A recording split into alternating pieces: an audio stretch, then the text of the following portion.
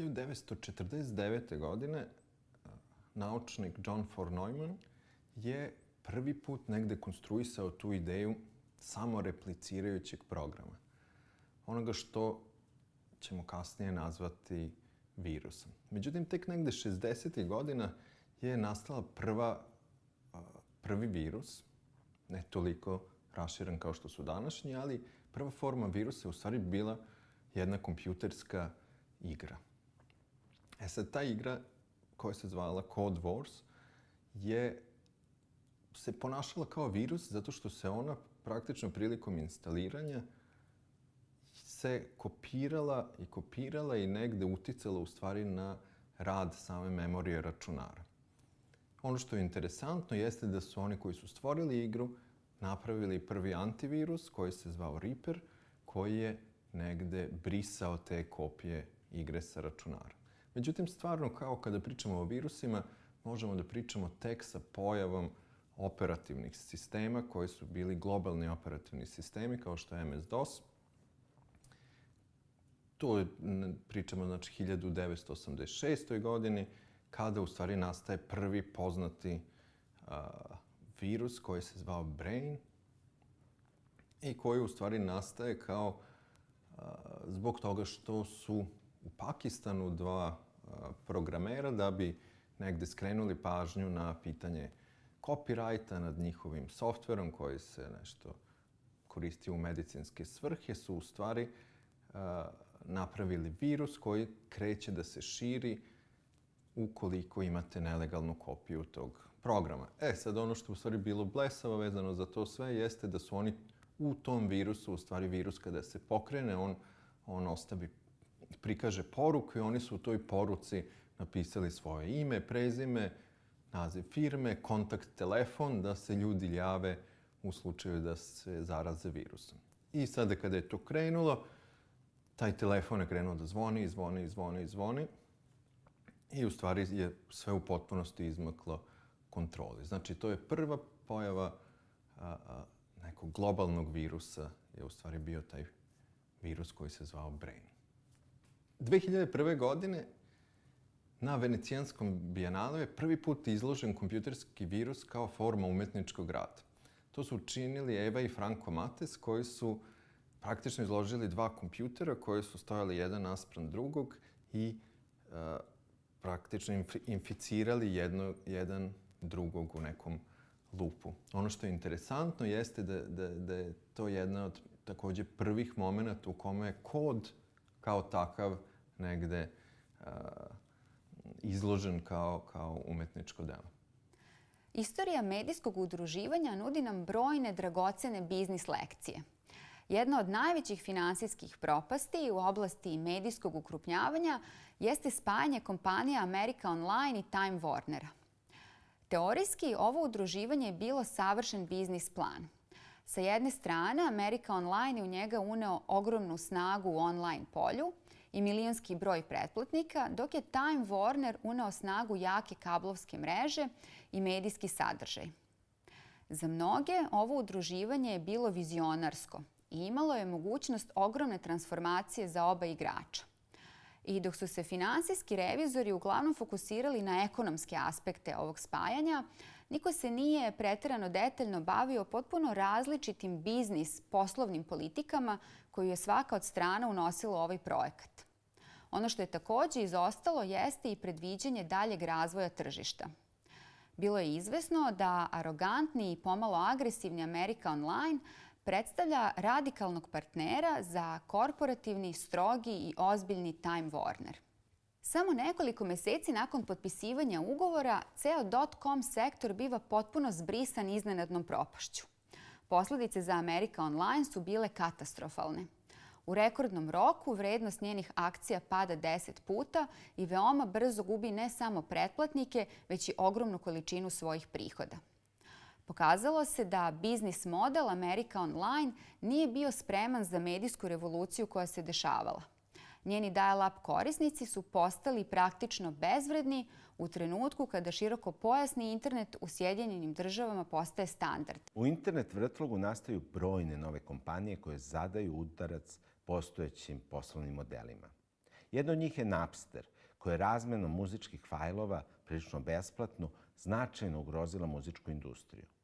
To je za posljedicu imalo brojne sudske postupke, pa je Napster na kraju ugašen, iako je nudio da ukloni 99,4% nedozvoljenog sadržaja.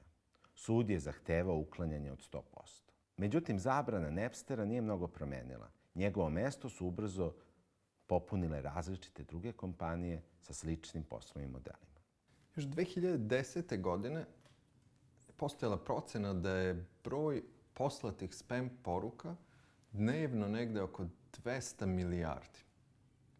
Također postoji procena da u principu negde 97% svih poruka koje se pošalju su spam.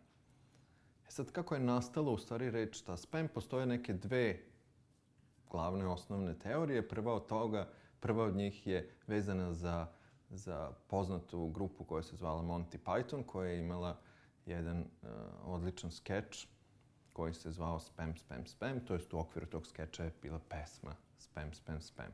Druga varijanta je više vezana za neke akademske krugove i tu je teorija da je praktično ta reč nastala zbog naziva jednog brenda mesnog nareska u Americi koji se i dalje zove Spam, a koji ima u stvari slične karakteristike kao i spam poruke, a to je da ga niko ne želi, da prvi nestane sa stola u smislu da ga sklone i da negde ipak 1% ljudi pronađe nešto ukusno i dobro u tom mesnom naresku.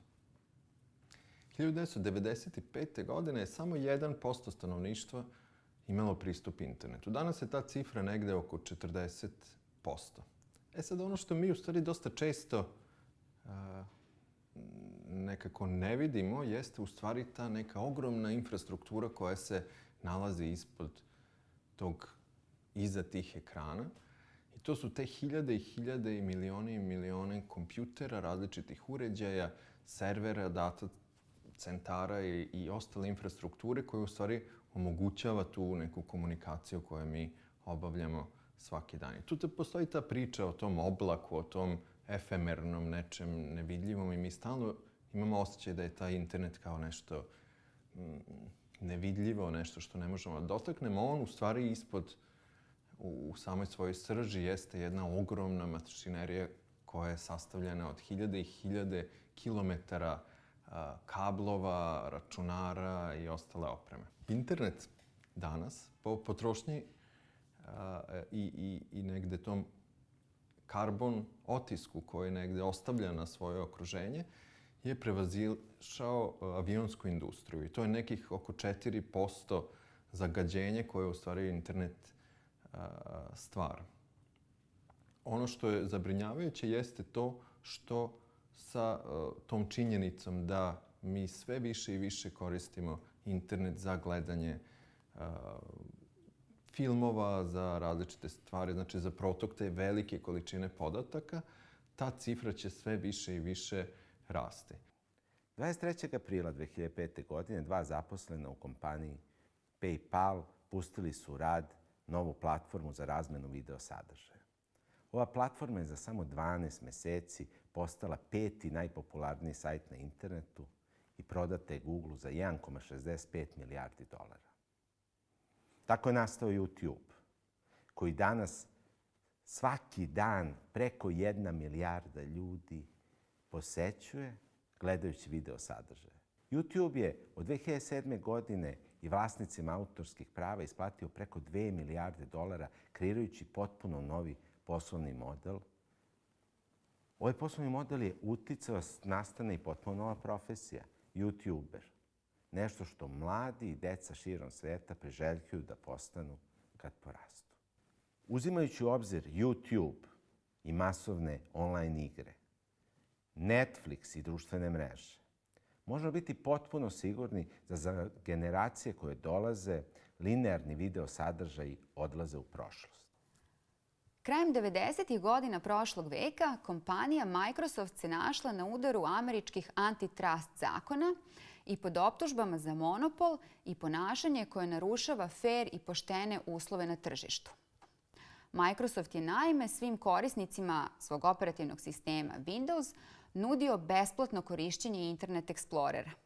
Na taj način Microsoft je zapravo pokušao da svoj proizvod nametne kao standard na tržištu, da ostvari monopol, čime bi mogao da kontroliše njegovu cenu i da ostvari mnogo veći profit. Iako se ovaj proces završio presudom koja je bila neka vrsta nagodbe i iako Microsoftu nikada nije naloženo da potpuno prekine sa dotadašnjom praksom, ovaj proces je zanimljiv jer nagoveštava zanimljive trendove za budućnost. Naime, mi kao kupci, potrošači i kao publika u budućnosti nećemo biti kontrolisani samo kroz sadržaje, dakle kroz favorizovanje poželjnih ili ukidanje nepoželjnih sadržaja, već i kroz pristup alatima i servisima koji nam omogućavaju da se uopšte i priključimo na internet. Od organizacija koja je negdje ostavila u zadnjih 10 godina najviše traga na internetu jeste organizacija koja je nastala 2006. godine. To je jedna čudna nevladina organizacija koja se zove Wikileaks.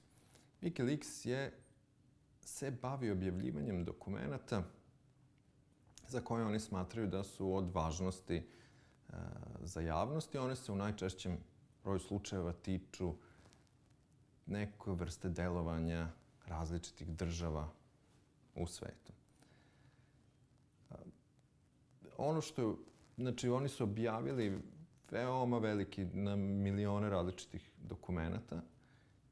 Jedan od prvih tih serija dokumenata bila je vezana za rat u Afganistanu, gde je u stvari prikazan taj jedan od najupečatljivijih videa iz serije tih dokumenata jeste u stvari onaj video koji se zove Collateral Murder, koji govori, na kome se vidi u stvari ubistvo ljudi iz tog helikoptera američke vojske. Od objavljivanja tog videa pa na danas Wikileaks prate različite forme kontroverzi. Od načina na koji oni u stvari objavljuju te dokumente do samog sadržaja, sve je to kulminiralo praktično time da lice te organizacije, Julian Assange, negde završi u progonu. On je sada u ekvadorskoj ambasadi već nekih 4 godine. I serija tih dokumenata koje su objavljivali je praktično uticala na različite segmente našeg društva. Jedan od zadnjih dokumenata koji je objavljen, serije dokumenata predstavljaju u stvari mailovi predsjedničke kandidatkinje Hillary Clinton u Americi i dosta ljudi smatra da su baš ti mailovi uticali na rezultat predsjedničkih izbora u Americi. Digitalno okruženje i tehnološke inovacije, naročito vezano za kreiranje i distribuciju sadržaja, poremetile su značajno postojeće poslovne modele, naročito medija, ali i drugih industrija. Mediji su se još nekako i prihvatili interneta i novog okruženja, ali Hollywood, muzička industrija i izdavači nisu lako mogli da dopuste ovu veliku promenu. Usled toga krenuli su da lobiraju i na različite načine da utiču na regulativu. Tako su nastali SOPA i PIPA, zakoni koji su pretili da značajno ugroze naša građanska prava, naročito privatnost i slobodu izražavanja. Međutim, internet zajednica se organizovala i na različite načine protestovala protiv ovih zakona, a kroz internet zatamljenje jedan dan većina internet servisa i nije radila kako bi upozorila na štetu koja može nastati. Američki kongres je zato odustao od ovih zakona. Međutim, time nije rešeno ovo pitanje i svakog dana se pojavljuju novi predlozi zakona i novi međunarodni ugovori koji prete da zarad zaštite poslovnih modela ugroze nama zagarantovana ljudska prava. U jednom od intervjua Edward Snowden kaže da dok je on radio u NSA-u, to je za NSA, za njih u principu sam sadržaj komunikacije uopšte nije bio bitan. I oni su govorili dajte nam samo meta podatke, sadržaj nije bitan. Sad pitanje je zašto su ti meta podaci toliko bitni? Šta su uopšte meta podaci? Meta podaci su podaci o podacima. Oni se obično nalaze u zaglavljima poruka koje šaljemo, da li su to e-mailovi, pa meta podaci predstavljaju ko, kome, kad i ponekad subject komunikacije ili recimo u fotografijama uvijek možemo da pronađemo meta podatke s koje kamere, kada su napravljene i tako dalje i tako dalje. Sad, meta podaci sami po sebi, kada je jedan meta podatak u pitanju, on ne mora puno da nam otkrije. Međutim, ono što je interesantno jeste prikupljanje velikog broja tih meta podataka. Kada mi te podatke prikupimo i kad krenemo da ih analiziramo, onda dolazimo do različitih informacija. Analizom tih meta podataka mi možemo da utvrdimo određene obrasce ponašanja ljudi, kada ustaju, kada ležu, koji im je tempo života, promjena, na primjer, u broju poslatih i primljenih mailova može da znači da je neko bolestan ili raspoložen. U odnosu na lokaciju odakle je poslao možemo da shvatimo gde se on nalazi. Znači možemo da utvrdimo jako veliki broj informacija samo baziran na meta podacima. I ono što u stvari je interesantno jeste da analizu tih meta podataka ne rade uopšte ljudi i zato su meta podaci bitni zbog toga što praktično analizu toga rade računari. Meta podaci su u stvari namenjeni da ih obrađuju računari. Tako da mi praktično samo tu informaciju o tome ko je recimo sumnjiv ili ko se ponaša drugačije od gomile u stvari dolaze i stvaraju tu informaciju i donose zaključke sami računari ili softveri koje se bave analizom tih paterna ponašanja ili određenih anomalija. Osnovan 1821. godine, Guardian je tokom godina za sebe obezbedio reputaciju novine koja neguje istraživačko novinarstvo, koja se oslanja na argumente, koja podstiče debatu.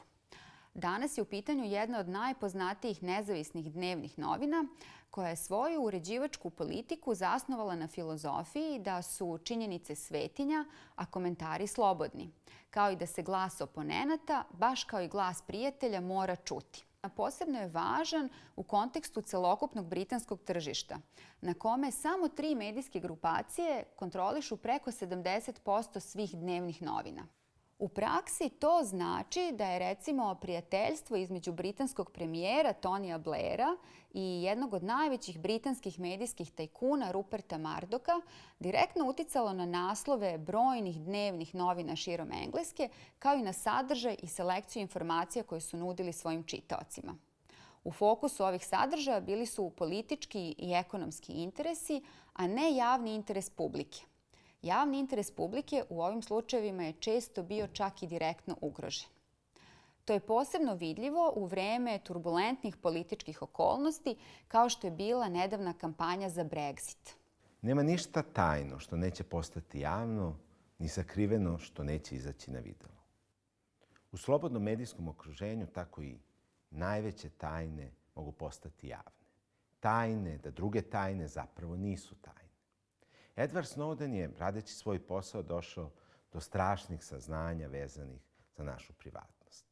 I kako je bio upoznat sa tehnikama masovnog nadzora, prilikom kontaktiranja Glena Greenwalda i redakcije Guardiana, koristio je napredne tehnike enkripcije kako bi najpre uspostavio kontakt, izgradio poverenje, a onda dostavio sva dokumenta o masovnom nadzoru građana. Snowdenovo otkriće je izuzetno značajan i osetljiv moment u istoriji gde izlaskom u javnost sa informacijama koje do tada nisu bile poznate, mediji mogu preutemeljiti postojeće društvene odnose. Zato je jako značajno na koji način odlučuju šta će objaviti. U tome im obično pomažu pravnici, koji ih pre svega savjetuju da najpre objave isključivo istinu, odnosno podatke i informacije koje su dokazive na osnovu dobijenih dokumenata. Tada treba naročito izbjegavati objavljivanje mišljenja i stavova, a naročito informacija koje su neproverene. A u dokumentima koji se objavljuju treba obrisati, ukloniti sve one podatke koji nisu od javnog interesa i koji mogu ugroziti prava i interese trećih lica. Snowden se nalazi u sobi, u hotelskoj sobi u Hong Kongu i tu se sreće sa novinarima Guardiana. I ono što je u stvari interesantno jeste da je čitav taj jedan istorijski moment snimljen svo vreme, tako da mi možemo da gledamo šta se tom čoveku dešavalo tokom tog vremena koje je proveo u toj sobi. Sad, ono što je jako bitno jeste da je Snowden napravio tu odluku, za razliku od Wikileaksa, da čitav sadržaj u stvari prenese novinarima i da tako u stvari prenese neku vrstu odgovornosti šta će i na koji način će biti objavljivano u narednom periodu. Što je vrlo dobro bilo za sve nas, zato što je ta neka postepenost objavljivanja tih informacija je negde omogućila da mi polako ulazimo u tu temu i da komad po komad te misterije negde otkrivamo. Takođe, takav pristup omogućuje da se ne objave stvari koje bi negde ugrozile, recimo, bezbednost određenih pojedinaca, što nije bilo u slučaju sa Wikileaksom. Washington Post je aprila 2014. godine zajedno sa Guardianom dobio najprestižnije priznanje u oblasti novinarske profesije, Pulitzerovu nagradu. Pulitzer je osvojio zahvaljujući izveštavanju o Edwardu Snowdenu, odnosno prenoseći delove poverljivih dokumenata koje je upravo Snowden obezbedio. Međutim, zanimljivo je da je Washington Post zapravo vrlo brzo nakon toga okrenuo leđa svom dotadašnjem izvoru. Washington Post je smatrao da je Edward Snowden uzbunjivač javnosti i da kao takav zaslužuje da bude sankcionisan i procesuiran. Iako je Washington Post sve vreme tvrdio da Edward Snowden jeste delovao sa potencijalno časnim namerama, smatrali su da je naneo neprocenjivu štetu američkoj nacionalnoj bezbednosti i da kao takav ne zaslužuje amnestiju američkog predsjednika. Tako je za mnoge pozicija Washington Posta bila nedosledna i neprincipijelna, kako iz perspektive novinarske profesije, tako i sa političke i ideološke strane. Sa jedne strane, novina je objavljivala podatke koji su govorili o ugrožavanju ustavnih prava građana, a sa druge strane tražila je kažnjavanje svog izvora, dakle onoga koje te informacije i obezbedio. Kako bi od Hong Konga stigao do Ekvadora, Edward Snowden je morao da prođe kroz Moskvu kao tranzitnu destinaciju. I dok je bio na aerodromu Šeremetjevo, Sjedinjene Američke Države su mu poništile pasoš. Tako je ostao bez izlaza. Morao je da traži azil u Rusiji, komu ga je pošteno odobrilo. Uključivanje javnog sektora je bio jako bitan moment za čitavu priču o Snowdenu, zbog toga što ni novinari, novinarske agencije i ostali nisu mogli uopšte bez te neke ekspertske pomoći da razumeju šta se to tačno nalazilo u tim dokumentima. Tako da se čitava ta neka zajednica različitih nevladinih organizacija ili eksperata se negde udružila da rastumači šta se nalazi u tim dokumentima i samim tim je doprinula do toga da svet bolje razume veličinu čitave te operacije, a i sa druge strane uticala na to da se sama informacija proširi na više strana i da se podigne ta neka svest građana po pitanju nadgledanja privatnosti koja negde i stvori se ta neka diskusija koja je obeležila protekle neke 2 godine na polju internet slobode.